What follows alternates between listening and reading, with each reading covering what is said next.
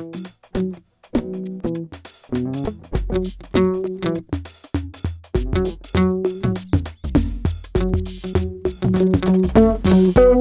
faut que je vous le dise, il faut que je vous le partage, je suis particulièrement en joie. Pourquoi ?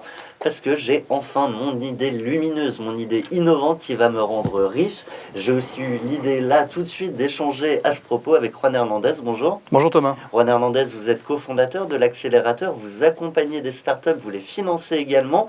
Alors ça tombe bien parce que justement mon idée va me rendre millionnaire. Ben, certainement. En même temps, Thomas, le chemin risque d'être plus compliqué que prévu. Pour prendre un chiffre qui intéressera vos auditeurs, c'est qu'on se rend compte que sur 1000 entreprises qui se lancent, une seule atteindra un jour un chiffre d'affaires de 10 millions d'euros. Donc le chemin est extrêmement long, extrêmement compliqué pour faire une société qui pèsera quelques millions, quelques dizaines de millions, quelques centaines de millions un jour. Je pense quand même que mon idée est géniale. Je ne demande qu'à vous croire. Ce que l'on observe, c'est qu'il y a beaucoup de très bonnes idées, ne serait-ce que des idées qui sont parfois copiées ou identifiées dans d'autres pays.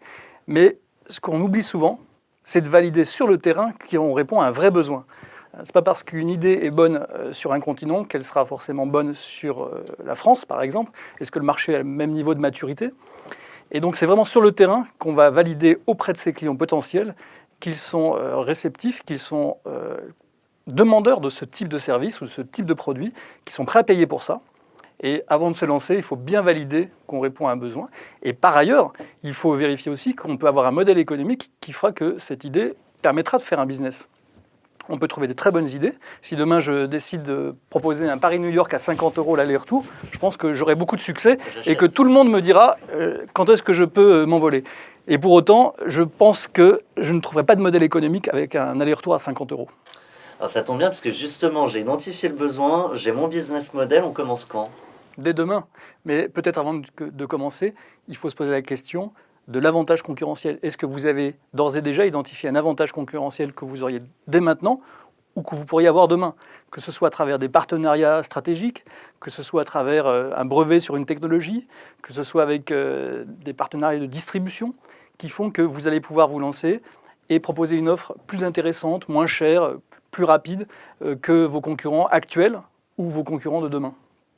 Et une fois qu'on a bien identifié ces avantages et qu'on va travailler sur ces avantages concurrentiels, tout l'essentiel en fait de la réussite entrepreneuriale, ça va être sur l'exécution qu'elle va se jouer. S'il fallait dire que l'idée pèse 5%, n'est que le point de départ du projet, l'avantage concurrentiel pèse beaucoup plus et l'exécution, c'est ce qui va vraiment sur la durée faire la différence.